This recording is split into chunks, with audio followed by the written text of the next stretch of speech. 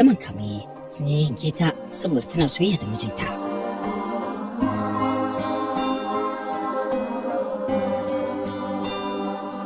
Wani labari da Zara'u Sale wadda aka fi sani da Adaman Kame da shirin daɗin kowa ta kawo a shafin ta ya taɓa zuciya na yadda gidan rediyon Freedom da ke Kano suka kawo wani rahoto da bayyana wata matar aure da kawarta sun ɗauko hayar ɗin dafa sun je sun ɗauki Fa'iza Jafar wadda ya ce ga Adaman suka tafi da ita wani kogo suka yanke ta tare da mata kunne da ta rabu da mijin matar.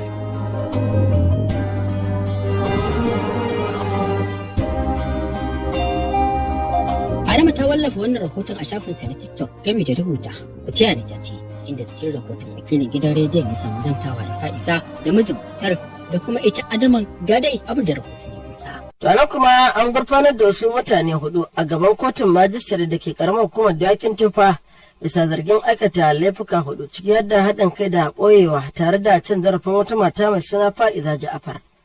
Tun da fari dai an zargi Sumayya Idris da haɗa kai da ƙawarta Aisha Yunus inda suka ɗauko hayar 'yan daba suka kama Fa'iza Ja'afar suka kai ta wani guri suka yi mata duka tare da yankarta a gurare daban-daban a jikinta.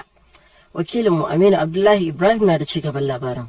Sumayya Idris dai ta zargi Fa'iza Jafar da yin soyayya da mijinta Sulaiman Ibrahim wanda hakan ya sa ta haɗa kai da kawarta Aisha Yunusa suka ɗauki 'yan daban don koya mata hankali. Sai dai bayan da al'amarin ya faru ne 'yan uwan Fa'iza Jafar suka kai ƙara ofishin 'yan sanda da ke unguwa 3 inda kuma aka kama waɗanda ake zargi ciki har da wasu daga cikin waɗanda suka aikata ɗanyen aikin da suka haɗa da Umar da Hussein. Bayan da ɗan sanda mai gabatar da ƙara Inspector Nelson Amanda ya karanto wa waɗanda ake zargi laifin da ake hukumarsu da shi dukkansu sun amsa sun aikata haka da yake yanke hukunci alkalin kotun mai shari'a Alkasim Dan Fillo ya yankewa waɗanda ake zargi hukuncin biyan tarar 10,000 a kowane laifi da suka aikata guda 3 ko ɗaurin watanni 3 jimilla wata 9 kenan kowannensu. A laifi na 4 kuwa alkalin kotun ya yanke musu hukuncin shekara ɗaiɗai ko biyan tarar naira 20,000 kowannensu. Haka zalika mai shari'a Alkasim Dan Fillo ya umarci su biya Fa'iza kuɗin magani naira 50,000 ko zaman gidan yari na watanni 6 sannan su ci gaba da daukar nauyin kuɗin maganinta har ta samu lafiya. Bayan fitowa daga kotu mijin Sumayya Idris Malam Suleiman Ibrahim wanda a kansa ne wannan abu ya faru ya yi mana ƙarin bayani kamar haka. Ita yarinyar na ganta na ce ina son ta. Tsoron kwata da yara da su yi kawai yanzu suka je suka zaga ta. Da ya ta kira wani yaro da zai yarinyar na aika.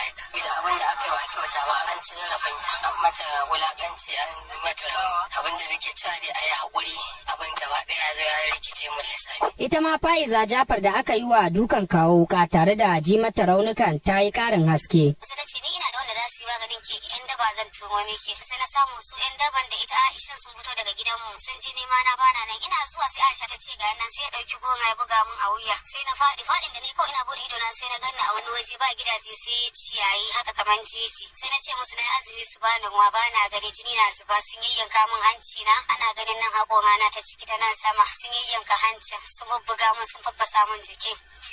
Sai nake cewa me na muku sai suke cewa me haɗin ki da baban kare sai nace cewa yana sona.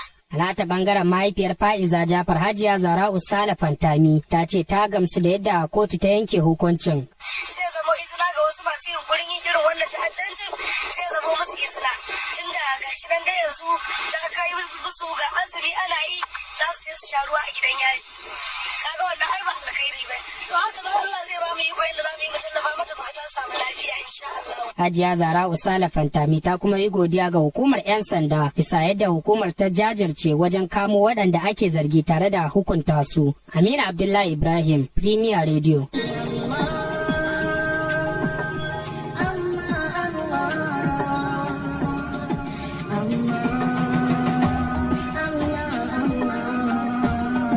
Albishirinku masu bibiyar tashar Duniyar Kannywood mun kawo muku da hanya mafi sauki wanda za ku dinga kasancewa da mu a kodayaushe. Ba za ku hau kan Hausa ku danna duniyarkannywood.com.ng yayin da kai tsaye za ku antaya cikin website ɗin mu domin samun duk wani labaran da muke kawo muku a cikin tashar mu ta YouTube. Za ku iya kallon shi ta nan kai tsaye domin kasancewa da mu. Ku danna alamar ƙararrawa domin subscribing ɗin website ɗin mu ta yadda da zarar mun ɗaura sabon labari za ku same shi kai tsaye.